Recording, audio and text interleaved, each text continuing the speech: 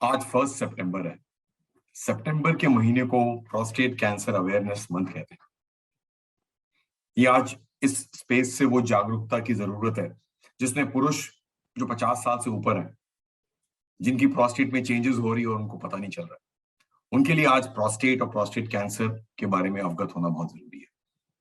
इस स्पेस में जहां आप बाकी प्रोस्टेट की इश्यूज के बारे में जानते हैं, आज 1 सितंबर को प्रोस्टेट कैंसर अवेयरनेस मंथ की शुरुआत के दिन हम इस महीने में आपको जागरूक करना चाहते हैं कि प्रोस्टेट कैंसर अवेयरनेस की जरूरत इतनी ज्यादा क्यों है।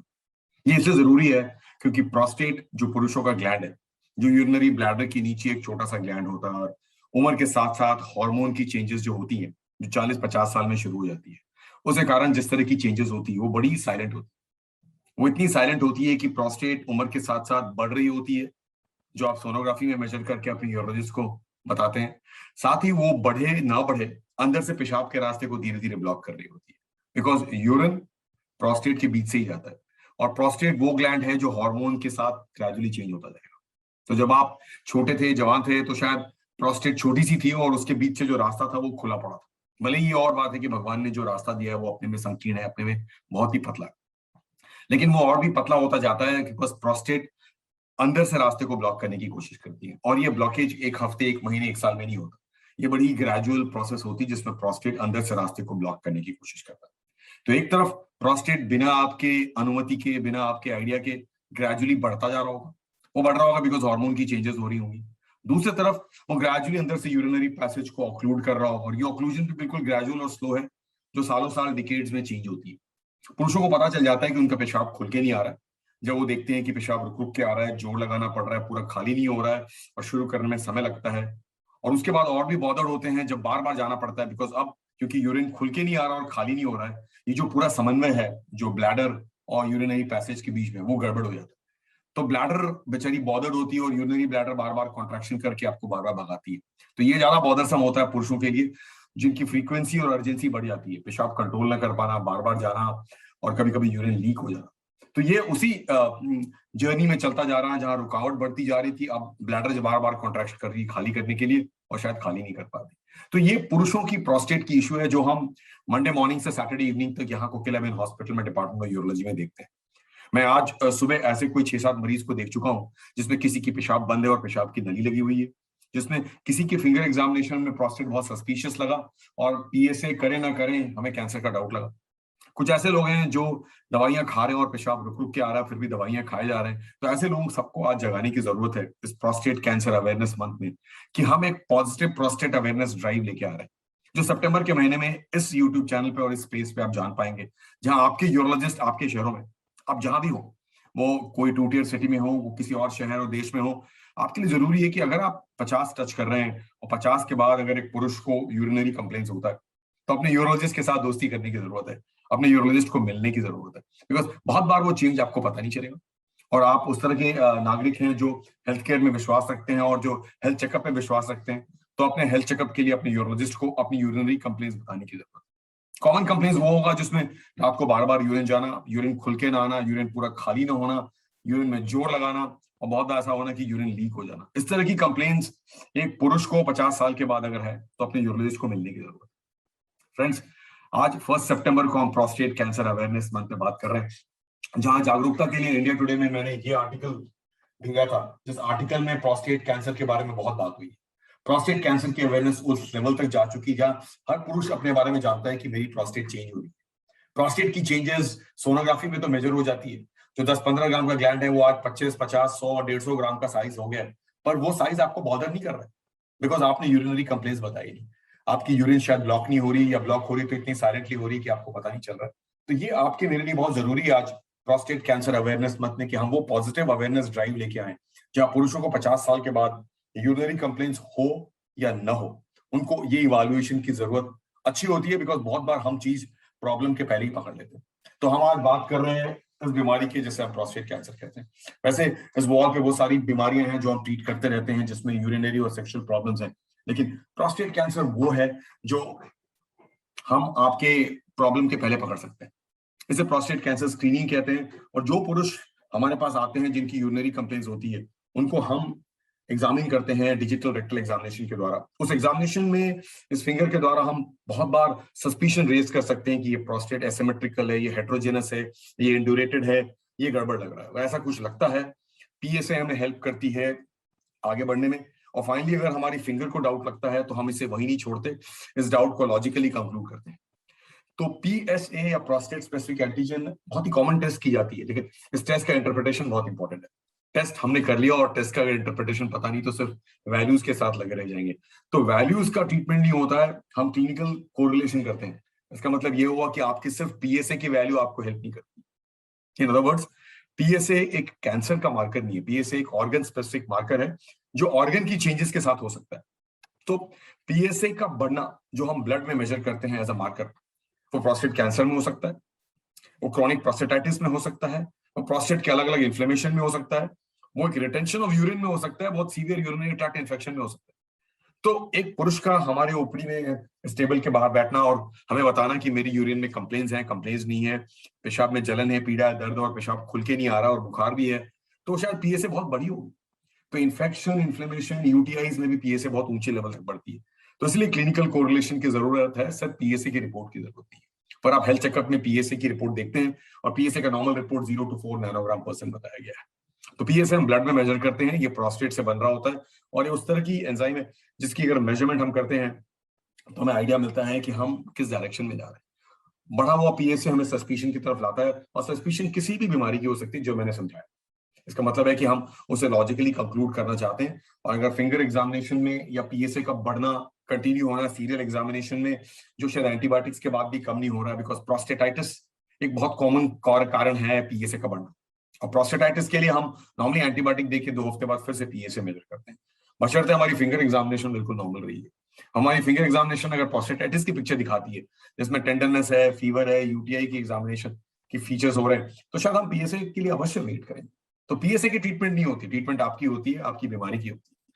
तो आज सितंबर के महीने में जो आज शुरुआत है, प्रोस्टेट की पॉजिटिविटी को ड्राइव करना बहुत जरूरी है। बहुत बार पुरुषों को पता नहीं होता है प्रोस्टेट होता कहाँ है। कुछ लोग उस अंडकेश को और टेस्टिस को ही शायद प्रोस्टेट कहते हैं, पर प्रोस्टेट अंदरूनी ऑर्गन है, ये आपके मेरे बस का नहीं है। एक मरीज अपने प्रोस्टेट को खुद फील नहीं कर सकता, ये डिजिटल रेक्टल एग्जामिनेशन के द्वारा एक यूरोलॉजिस्ट इसको फील करता है। सो प्रोस्टेट कैंसर की अवेयरनेस की इतनी जरूरत है क्यों? ये एक हार्मोन रिलेटेड ट्यूमर है। मैंने बताया कि हर किसी को प्रोस्टेट कैंसर नहीं हो रहा है, पर हाँ, हर किसी को प्रोस्टेट की चेंजेस तो हो रही है। और प्रोस्टेट की चेंजेस जो सबसे कॉमन है वो प्रोस्टेट का एनलार्जमेंट होना या प्रोस्टेट का यूरिनरी पैसेज को ऑक्लूड करना। प्रोस्टेट की यूरिनरी पैसेज को ऑक्लूड करना और यूरिनरी पैसेज को और संकीर्ण बनाना जिसके कारण पेशाब खुल के नहीं आता है, ये वो बीमारी है जिसके लिए हम पुरुषों को जागरूक करते हैं कि वो अपने यूरोलॉजिस्ट को टाइम पे। हर दिन यहाँ 20 से 25 ऐसे लोग आते हैं जिनकी यूरिन रुक रुक के आ रही है, खुल के नहीं आ रही, दवाइयों पे हैं, ऑपरेशन भी करवा लिया शायद, उसके बाद भी खुल के नहीं आ रही है। और उस समय यूरोलॉजिस्ट का काम होता है कि हम इसके कारण निकालें, उन कारण को खोजे जिन कारण के कारण यूरिन खुल के नहीं आ रहा। ये कहीं स्ट्रक्चर यूरेथ्रा तो नहीं है जिसकी हम ट्रीटमेंट यूरेथ्रोप्लास्टी से करते हैं, ये प्रोस्टेट की ऑक्लूजन तो नहीं है जो शायद हम यूरोफ्लोमेट्री की डिवाइस से जान जाते हैं कि आपकी फ्लो की पैटर्न कितनी घट रही है। जो एक जमाने में बिल्कुल फराटेदार यूरिन खुल के आती थी, वो आज आ नहीं रही है, because gradually over months, years and decades prostate urinary passage को ब्लॉक कर।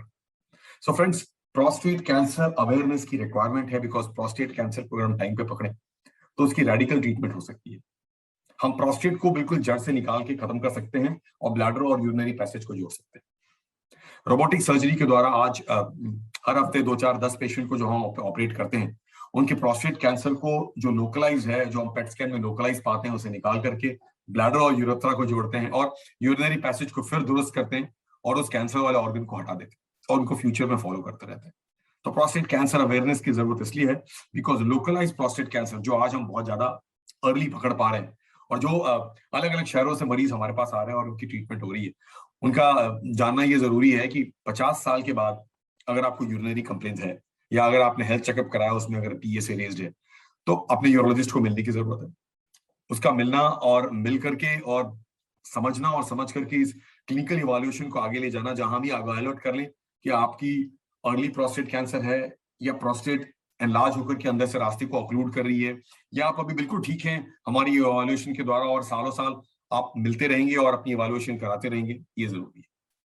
प्रोस्टेट कैंसर अवेयरनेस इसलिए जरूरी है बिकॉज इसमें वो पॉजिटिविटी है कि आप इस अवेयरनेस के द्वारा मरीजों को बीमारी के पहले पकड़ सकते हैं।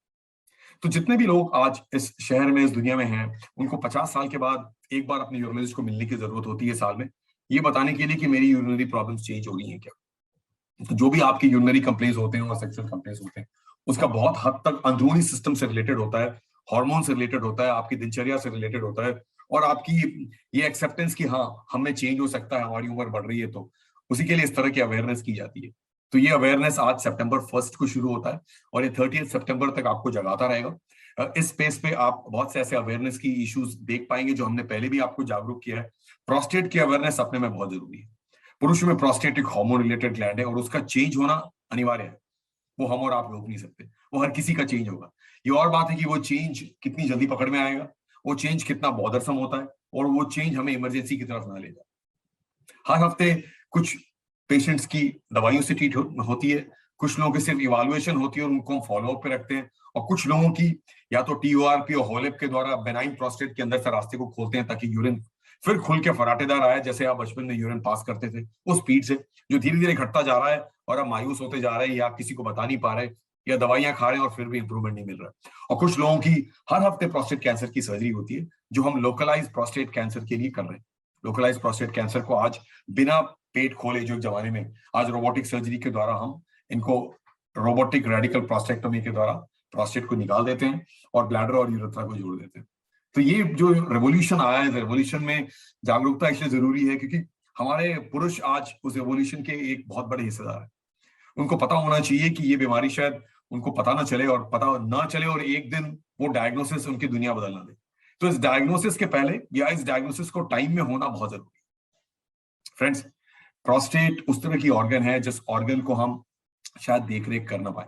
ये बहुत स्लोली चेंज हो रहा है और ये 40-50 साल के बाद ऑलमोस्ट हर किसी का हो रहा है।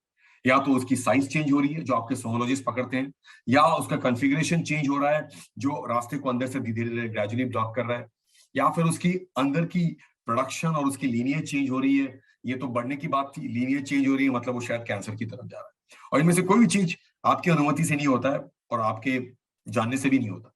जब तक आप जानते हैं तब तक शायद देर हो जाता है। तो इसलिए आज हमारा 1 सितंबर को आपको इस अवेयरनेस में पॉजिटिविटी लाने की जरूरत है। जिसके बड़े भाई और जिनके पेरेंट्स को प्रोस्टेट कैंसर रह चुका है वो बहुत क्लोज फॉलोअप में रहते हैं, वो बहुत रडार में रहते हैं, बिकॉज ये एक फैमिलियल ट्रेट होता है उन लोगों में जिनमें फर्स्ट डिग्री रिलेटिव्स को प्रोस्टेट कैंसर आया। लेकिन प्रोस्टेट की एनलार्जमेंट हर पुरुष की इशू हो सकती है, प्रोस्टेट की चेंजेस हर पुरुष की इशू हो सकती है। कोई बहुत छोटा सा प्रोस्टेट ये पेशाब के रास्ते को अंदर से ब्लॉक कर सकता है, और कोई बहुत बड़ा सा प्रोस्टेट शायद पेशाब के रास्ते को अंदर से ब्लॉक भी ना करे।